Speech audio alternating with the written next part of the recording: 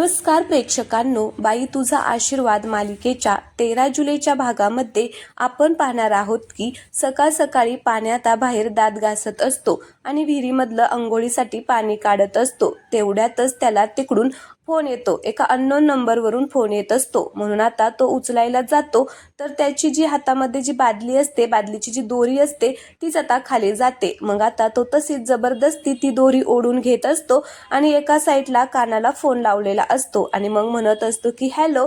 तर तिकडून आता हा फोन अननोन नंबरवरून पायलने लावलेला असतो. मग पायल आता एकदम सुशिक्षित बोलत असते आणि म्हणत असते की hello, I am speaking to mister Dhanpal Dangat. Do you required loan sir? तुम्हाला लोन हवं आहे का सर? मग पाण्या म्हणत असतो की मला. तर पायल म्हणत असते की हो सर, तुम्हालाच. And sir, have do you breakfast? मग आता पाण्या म्हणत असतो की आओ, सकाळ सकाळी झोपमोड झालेली आहे आमची. आता दात घासायला लागलोय, अंघोळ करायची, त्यानंतर ब्रेकफास्ट करायचा आहे. तुम्ही येता का ब्रेकफास्ट करायला? मग पायल तिकडून आता मोठमोठ्यानेच हसायला लागते आणि म्हणत असते की you are very naughty sir. No thank you sir. Loan हवे का तुम्हाला? तर पाण्या म्हणत असतो की नाही नाही, अजिबातच नको, ठेवा फोन. असं म्हणून तो फोन ठेवायला लागतो. तर तिकडून पायल म्हणत असते की प्लीज प्लीज प्लीज सर, माझं ऐका ना, आपण बोलू शकतो का? ही योग्य वेळ आहे ना? तर आता पाण्या म्हणतो की नाही, ही योग्य वेळ नाहीये. एकतर रात्री झोप झालेली नाहीये, त्यात पहाटे पहाटे उठून आवरायला लावलेला आहे. तर तिकडून पायल म्हणत असते की ओ माय गॉड सर, तुमची झोप पूर्ण होत नाहीये. I see it means your stress, आपको टेंशन है. पर टेंशन किस बात का? हम है ना सर. तुम्ही आता नोकरी करताय, त्यामुळे तुम्हाला ताण येतोय, तुमची झोप पूर्ण होत नाहीये. तुम्हाला स्वतःचं गॅरेज टाकायचंय ना, आम्ही तुम्हाला मदत करतो. आम्ही आहोतच कशासाठी? तुम्ही आमच्याकडून लोन घ्या आणि मग तुम्ही हवं तसं स्वतःला हवं तसं गॅरेज टाका. आता असं पायल म्हणल्यामुळे तिला आता कळलेलं असतं की मी चूक करून बसलेली आहे, कारण गॅरेज टाका म्हटल्यामुळे. तर तिकडून पाण्याला सुद्धा ते कळतं आणि पाण्या म्हणत असतो की तुम्हाला कसं कळलं मला स्वतःचं गॅरेज उघडायचं आहे ते? तर आता इकडे पायल म्हणते की केली, मी खूप मोठी चूक केलेली आहे. आता असं तिला वाटायला लागतं. ती एकदम अशी घाबरते आणि पुन्हा म्हणत असते की डेटाबेस डेटाबेस आमच्याकडे असतो ना सर, ते सगळं डेटाबेस, आणि फार मोठ्या लोकांचा असतो बरं का. आणि एक आहे खूप फेमस आणि सुप्रसिद्ध रील स्टार, त्यांनी तुम्हाला ऑनलाईन 5 स्टार दिलेले आहेत, त्यामुळे मी तुमची निवड केलेली आहे. तर इकडे पाण्या म्हणत असतो की मग तर अजिबातच नाही घ्यायचं मला लोन. तर पायल म्हणत असते की सर प्लीज थांबा थांबा, 2% आम्ही तुम्हाला लोन देणार आहे. तर हे ऐकून आता पाण्यात दचकतो आणि त्याची हातातली बादली आता खाली जाते. तर आता तो परत ती पकडायला लागतो आणि म्हणत असतो की काय बोलला तुम्ही? तर पायल म्हणत असते की 2% इंटरेस्टने आम्ही लोन देतोय सर. तर पाण्या म्हणत असतो की 2%? तर पायल म्हणत असते की येस सर, 2%. मग आता पाण्या मनामध्ये विचार करायला लागतो आणि म्हणत असतो की हे जर लोन मिळालं आपल्याला, तर आपल्याला स्वतःचं गॅरेज, स्वतःचा बिझनेस करायला मिळेल. दुसऱ्याच्या जीवावरती किती दिवस नोकरी करायची, असं म्हणून तो आता विचार करतो. तर इकडे पायल म्हणत असते की सर, काय तुम्हाला पाहिजे का लोन? तर पाण्या म्हणत असतो की मला सांगा, त्याच्यासाठी काय करावं लागेल म्हणजे आपल्याला असं लोन मिळेल? त्यावेळेस पायल म्हणत असते की म्हणजे पायल खूप खुश होते आणि तिला खूप आनंद झालेला असतो. एकदम आता ती हसायलाच लागते आणि म्हणत असते की सर, भेटावं लागेल. तर तिकडून पाण्या म्हणत असतो की काय काय म्हणाला तुम्ही? मग पायल म्हणत असते की अहो सर, म्हणजे फॉर्मॅलिटीसाठी, डॉक्युमेंटेशनसाठी फॉर्मॅलिटी कंप्लीट करायला भेटावं लागेल ना. तर पाण्या म्हणत असतो की चालेल, या माझ्या गॅरेजवर पत्ता पाठवतो. तर पायल म्हणत असते की नाही नाही, काहीच टेन्शन घेऊ नका, तुमचा पत्ता आम्हाला माहिती आहे. त्यावेळेस पाण्या म्हणतो की का, तुमच्याकडे कसा काय माझा पत्ता? तर पुन्हा पायल म्हणत असते की देवा, काय मी एका चुकीवर एक चूक करते. तर आता ती पुन्हा सावरून घेते आणि म्हणत असते की डेटाबेस डेटाबेस आहे ना आमच्याकडे. मग पाण्या म्हणत असतो की हा चालतंय, या मग आता मी फोन ठेवतो, असं म्हणून तो फोन कट करतो. तर इकडे आता पायल खूप खुश झालेली असते. तर आता म्हणत असते की हा thank you sir, bye bye sir, असं म्हणून आता ती सुद्धा फोन कट करते आणि तिला एवढा आनंद झालेला असतो की आता आपला प्लॅन सक्सेसफुल झालेला आहे, आता पाण्या मला भेटायला येणार, म्हणून ती खुश झालेली असते. तर दुसरीकडे आपण पाहतो की यशादा आता किचनमध्ये काम करत असतो. तर आता तिकडून अवनी येते आणि यशादाला म्हणत असते की काय करताय तुम्ही. तर यशादा म्हणत असतो की काही नाही, चहा ठेवतोय. तर अवनी म्हणत असते की यशादा मी चहा ठेवू का. तर यशादा म्हणतो की नाही नाही अहो राहू द्या, ठेवतो मी. तर अवनी म्हणत असते की प्लीज यशादा मला ठेवू द्या ना, मला शिकायचं आहे. तर मग तो म्हणतो की बरं ठीक आहे ठेवा, फक्त तुम्ही मला सांगा कसं करायचंय ते मी ठेवते. मग आता असं म्हटल्यामुळे यशादा म्हणतो की चालेल. मग आता अवनी पातेलं ठेवते. तर यशादा म्हणतो की 2 कप पाणी वता. मग अवनी त्याच्यामध्ये 2 कप पाणी वतते. नंतर यशादा म्हणत असतो की आता साखर टाका. तर मग ती साखर सुद्धा आता यशादाला विचारून 2 कप म्हणजे 4 कप साखर टाकते. नंतर 2 कप यशादा म्हणतो की चहा पावडर टाका. मग अवनी 2 कप चहा पावडर टाकते आणि आलं वगैरे कुटून आता ते सुद्धा सगळं चहामध्ये टाकते आणि मग चहा उकळायला ठेवते. आणि यशादाला म्हणत असते की यशादा तुम्ही किती छान स्वयंपाक बनवता, मला सुद्धा स्वयंपाक बनवायला शिकायचं आहे. व आई नेहमी म्हणते की मुलीने स्वयंपाक बनायला शिकलं पाहिजे. त्यावेळेस यशोदा म्हणतो की हो असं काहीच नसतं, मुलीनेच का शिकायचं आणि मुलाने पण स्वयंपाक बनवायला शिकलं पाहिजे. कारण म्हणजे आपण स्वलंबी होतो ना, आपल्याला कुठेच काहीच अडचण येत नाही. दोघांनी स्वयंपाक शिकायला पाहिजे आणि तुम्ही अजिबात टेन्शन घेऊ नका. अहो तुम्ही किती मोठं शिकलेला आहात, त्याच्यामुळे स्वयंपाकाचं टेन्शन घेऊ नका. मी आहे ना स्वयंपाक करायला. आणि तुम्ही तर एवढे छान आर्किटेक्ट आहात, तुम्ही छान डिझाईन काढता म्हणून आम्ही एवढ्या मोठमोठ्या बिल्डिंग बांधतो. तर अवनी म्हणत असते की हा ते आहे. तर आता यशोदा म्हणतो की हा चहा उकळलेला आहे, आता ना तुम्ही त्याच्यामध्ये दूध घाला. तर अवनी म्हणते की किती घालायचं. तर यशोदा म्हणतो की 3 कप दूध घाला. मग अवनी आता 3 कप दूध घालते आणि मग म्हणते की गॅस फुल करू का. तर हो म्हणत सगळं विचारून ती छान असा चहा बनवत असते. तर यशोदाला पुन्हा म्हणत असते की यशोदा तुम्ही खरंच खूप छान स्वयंपाक बनवता, मला ना तुमच्या हातचा स्वयंपाक खूप आवडतो, म्हणजे खूप छान जेवण आवडतं. तर आता यशोदा म्हणतो की तुम्ही तर माझ्यापेक्षा छान बनवचाल, अजिबात टेन्शन घेऊ नका. आता तो चहा उकळलेला आहे, गाळा. मग अवनी आता तिथल्या कप घेते आणि चहा गाळते आणि आता ती सगळ्यांना चहा द्यायलाच बाहेर जाते. तर इकडे दुसरीकडे महेश सुद्धा ब्रेकफास्ट करत असतो आणि स्वाती त्याला ज्यूस वगैरे देत असते. तेवढ्यातच आता तिकडून त्याला दत्ताचा फोन येतो. मग आता महेश फोन उचलतो आणि म्हणत असतो की बोल काय काम आहे. तर दत्ता म्हणत असतो की काय तुम्ही तुमच्या शब्दाला जागला नाही, मग आम्ही कसा विश्वास ठेवायचा तुमच्यावरती. तर महेश म्हणत असतो की जास्त बोलतोय तू, जे महत्वाचं आहे ना तेच बोल. तर दत्ता म्हणत असतो की नाही ज्युनियर देशमाने सॉरी, पण मला ना आता फक्त तुम्ही बोलू द्या. तुम्ही काय म्हणाला होता की तुम्ही तुमच्या बहिणीची सगळी व्यवस्था केलेली आहे, परत येणार नाही ती इकडं, पण परत आली ना, अहो तो धोंड्या आमच्याकडे बघून हसत होता, काय सांगायचं तुम्हाला. तर तेवढ्यातच तिकडून आता चंद्रकांत माने सुद्धा आलेले असतात आणि ते डायनिंग टेबलवरती येऊन बसतात. मग महेश चिडतो आणि म्हणत असतो की हे सगळं सांगायला तू मला फोन केलेला आहेस का. त्यावेळेस दत्ता काका म्हणत असतो की नाही, तुमच्यामुळे आमची इज्जत गेली हे सांगायला फोन केलाय मी तुम्हाला. म्हणत होतो सोबत घ्या मला तुमच्या प्लॅनमध्ये, पण तुम्ही तर इन्कमिंगच बंद करून टाकलं. मग इकडे महेशला राग येतो आणि तो म्हणत असतो की दत्त्या काय बोलायचंय ना ते मुद्द्याचं बोल, असलं काय सांगाय मला फोन केलेला आहे. तेवढ्या चंद्रकांत माने म्हणत असतात की महेश अरे एवढा काय चिडतोय, कोणाचा फोन आहे. मग महेश म्हणत असतो की अहो तो दत्त्या आहे, त्या धनराजच्या शेजारी राहतो ना तो. मग चंद्रकांत माने म्हणत असतात की दे इकडे मी बोलतो. तर महेश म्हणत असतो की अहो तो चांगला माणूस नाहीये, तो तुमच्याशी उद्धटपणाने बोलेल. तरी सुद्धा चंद्रकांत माने म्हणत असतात की दे मी बोलतो व्यवस्थित, असं म्हणून ते आता फोन घेतात. तर इकडे दुसरीकडे पाण्या त्याचं काम करत असतो आणि धन्या मोबाईल बघत असतो. मग पाण्या धन्याला म्हणत असतो की धन्या ते रील बघितलंय का रे रील. मग धन्या म्हणत असतो की कुठलं रे. त्यावेळेस पाण्या म्हणत असतो की अरे ते नाही का, असावा एखादा छंद सकाळ सकाळी अभ्यासाची पुस्तकं उघडून मोबाईलमध्ये रील बघण्याचा, असावा एखादा छंद. तर धन्या म्हणत असतो की कळतंय काय म्हणतोय ना ते सगळं कळतंय, मलाच हे सगळं तू मलाच बोलत आहे ना. तेवढ्यातच तिकडून आता अवनी आवाज देते धनू. मग लगेचच धन्या मोबाईल खाली ठेवतो आणि हातामध्ये पेन घेऊन अभ्यास करतोय असं दाखवतो. पाण्याला मात्र खूपच हसायला येत असतं. तर अवनी तिकडून चहा घेऊन आलेली असते आणि म्हणत असते की चहा घ्या. तर आता ते दोघे पळतच अवनीच्या जवळ चहा घेण्यासाठी जातात आणि चहा घ्यायला लागतात. तेवढ्यात अवनी म्हणत असते की मी केलाय. मग दोघेही चहा तिथेच ठेवून आपापल्या जागेवरती जाऊन बसतात. तर अवनी म्हणत असते काय झालं, घ्या ना चहा.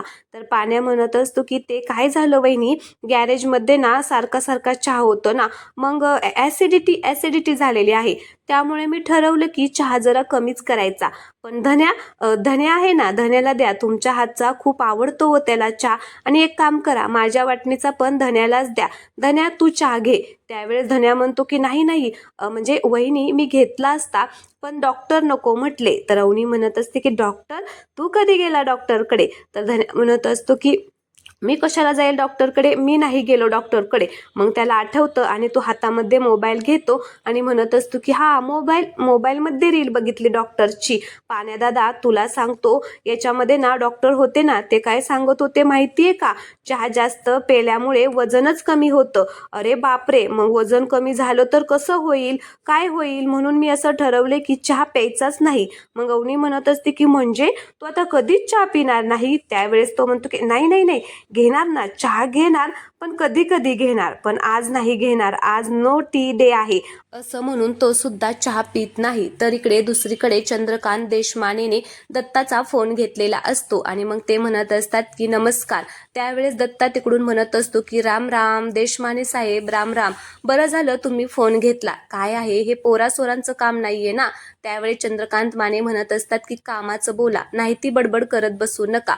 त्यावेळेस दत्ता म्हणत असतो की अहो, आम्ही तुमचे नाक डोळे कान सगळं होऊ शकतो ना इथे राहून. तुमची पोरगी तुमच्या घरात कशी परत येणार याची सगळी व्यवस्था करू आम्ही.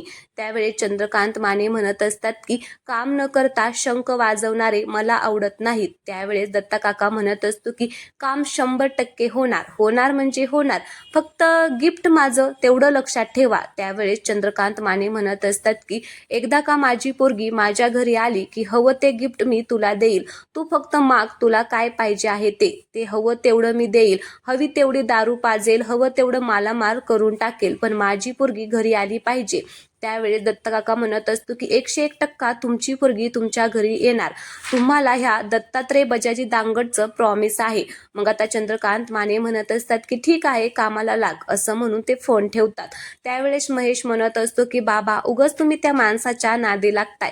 त्यावेळी चंद्रकांत माने म्हणत असतात की मला एकही संधी सोडायची नाही, कुठल्याही परिस्थितीत अवनी घरी आली पाहिजे. एकदा का ती घरी परत आली, मग त्या मुलांचं आणि त्यांच्या बापाचं काय करतो ना मी ते बघत राहा. अशी त्यांना शिक्षा मिळेल ना की त्यांनी कधीच त्या शिक्षेचा स्वप्नात सुद्धा विचार केला नसेल, असं म्हणून आता ते महेशला नाश्ता करायला सांगतात. तर इकडे दुसरीकडे धनेश नाटक करत म्हणत असतो की नाही या वहिनी, तुम्ही मला ना चहाच्या मोहात पाडू नका. नाही नाही धनेश, आज चहा प्यायचा नाही, नाही म्हणजे नाही. आता ओव्हर ऍक्टिंगच करत असतो. मग अवनी म्हणत असते की एवढा सगळा चहा केलेला आहे, तो आता कोण पिणार? मग धन्याचं लक्ष यशादाकडे जातं आणि तो म्हणत असतो की यशादा.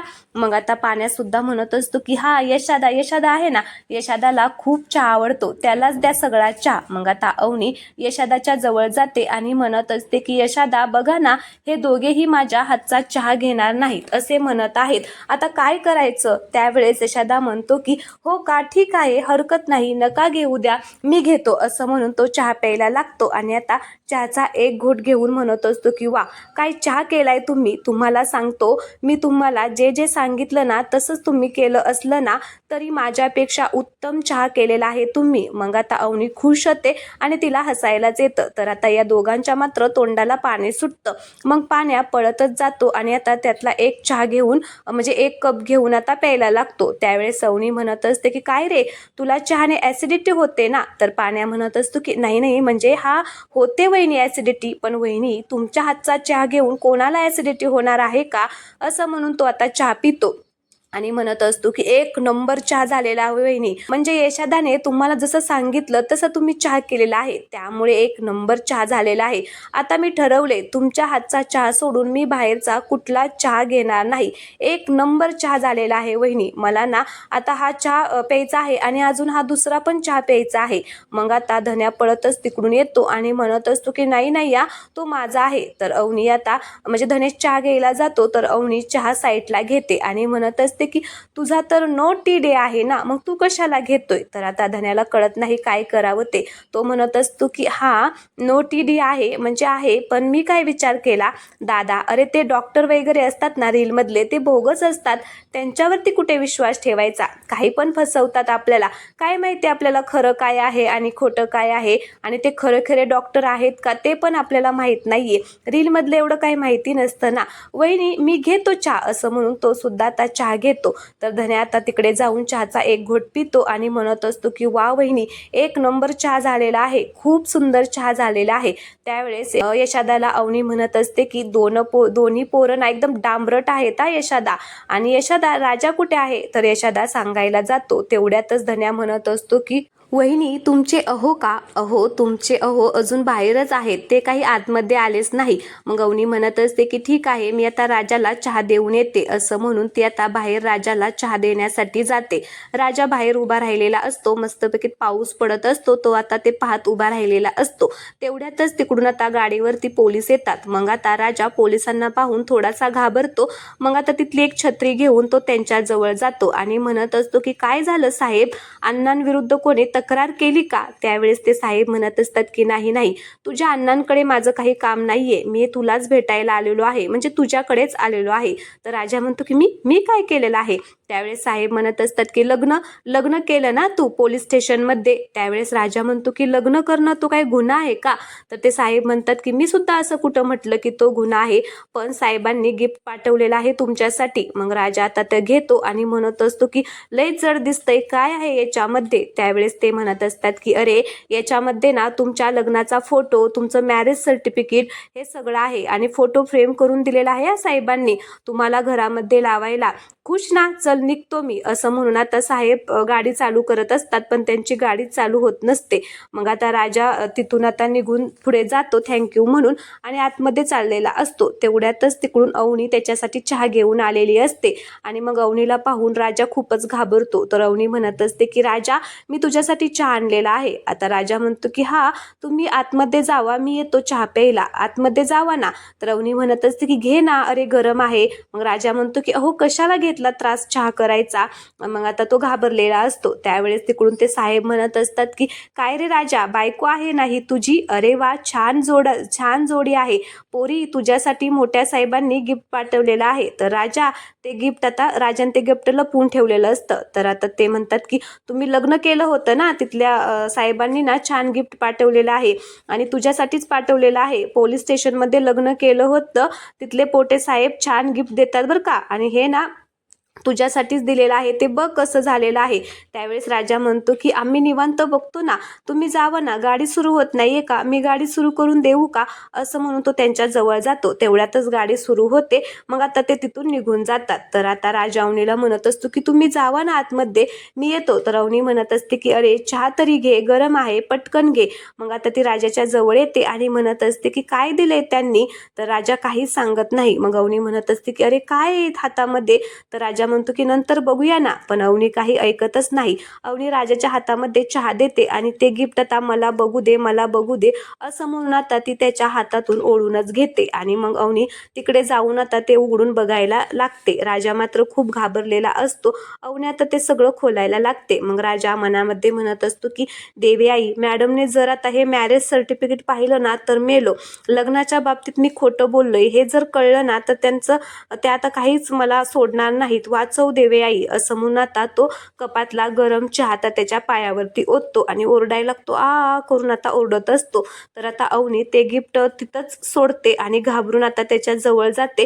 राजा मात्र इकडे तिकडे आता पळत पळत ते गिफ्ट घेऊन आता पाठीमागे लपवून ठेवतो. तर अवनी म्हणत असते की चल बरं आतमध्ये चल, काय गरज होती राजा, तुला नीट चहा सुद्धा पेता येत नाहीये का रे. असं म्हणून ती त्याला आतमध्ये घेऊन जाते आणि तिथे आतमध्ये बसायला लावते आणि म्हणत असते की थांब मी आलेच. असं म्हणून ती किचनमध्ये जाते. राजा आता त्याचे काही मिळालेलं असतं गिफ्ट ते आता लपवून ठेवतो. तेवढ्यातच तिकडून यशादा, धनेश पाण्यात सगळेच आलेले असतात आणि म्हणत असतात की काय झालं. तर आता राजाने पायालाच हात लावलेला असतो. म्हणून धनेश म्हणत असतो की ए राजादा, परत आता तुझ्या पायाला काय झालं, लंगडं येतोय. मग आता यशदाद म्हणजे यशा म्हणत असतो की परत म्हणजे आधी काय झालं होतं. त्यावेळेस धन्या म्हणत असतो की ते नाही का वहिनी त्याच्या मांडीवरती बसल्या होत्या म्हणून वजनाने त्याचा पाय दुखत होता. तर राजा जोरात ओरडतो आणि म्हणत असतो की आगाऊपणाचं बोलू नको, शांत बस. तर यशोदा म्हणतो की राजा अरे काय झालं नेमकं. तर आता तिकडून अवनी म्हणत असते की काय झालं, गरम चहा सांडला याने स्वतःच्या पायावरती. मग आता तिने थंड कापड आणलेलं असतं भिजवून ती त्याच्या पायावरती लावत असते आणि म्हणत असते की याला ना धड चहा सुद्धा नीट घेता येत नाही, मी आलेच असं म्हणून ती पुन्हा आतमध्ये जाते. तर पाण्या म्हणत असतो की याला ना धड चहा सुद्धा पिता येत नाही, असला कसला ह्याचा आहे. तर आता यशोदा सुद्धा म्हणतो की ह्याचा ना कारभारच वेगळा आहे. तर धन्या म्हणत असतो की नाहीतर काय, एवढा चांगला चहा झाला होता, चहा सांडून वाया घालवला. त्यावेळेस यशोदा म्हणतो की नुसती बडबड आणि गडबड, एक सुद्धा काम तुला नीट करता येत नाही. तर राजा आता सगळ्यांकडेच रागाने बघत असतो. तर यशोदा म्हणतो की काय असा काय रागाने बघून राहिलाय, काय आम्ही खोटं बोलत आहे का, खरंच बोलत आहे ना, असं काय बघतोय. त्यावेळेस राजा म्हणतो की तुम्ही सक्केच भाऊ आहात ना माझे, मला काय कोंड्यावर घेतल्यासारखं बोलून राहिलाय. तर आता दादा तुला माणुसकी करत असतो ना, मग तुला माणुसकीने नाही वाटलं विचारावं की कसं भाजलं, कुठं भाजलं, राजाला विचारावं असं नाही वाटलं का, नुसतं टोचून बोलून राहिलेत मला तिघेही. त्यावेळेस पाण्या म्हणत असतो की त्वचा काय मारून राहिलाय, फक्त पायावरती चहा सांडलाय आणि असा बोलतोय जणू काय पायावरती तेलच गरम पडलेलं आहे. त्यावेळेस राजा म्हणतो की काय मग तेल पडायला पाहिजे होतं का पायावरती. तर पाण्या म्हणत असतो की हो पडलं असतं तरी काही नसतं. मग राजा म्हणत असतो की आतापर्यंत ना हा निगेटिव्ह होता आणि निगेटिव्हच राहणार आहे. मग पाण्याला राग येतो आणि तो म्हणत असतो की आतापर्यंत ना 1000 वेळा हा मला निगेटिव्ह म्हणलेला आहे, असं म्हणून तो त्याच्या अंगावरती धावून जातो. मग धनेश त्याला अडवतो. तर यशोदा सुद्धा अडवतो आणि म्हणत असतो की अरे थांबा रे. तर पाण्या म्हणत असतो की अरे मला काय सांगताय, याला सुद्धा सांगा ना.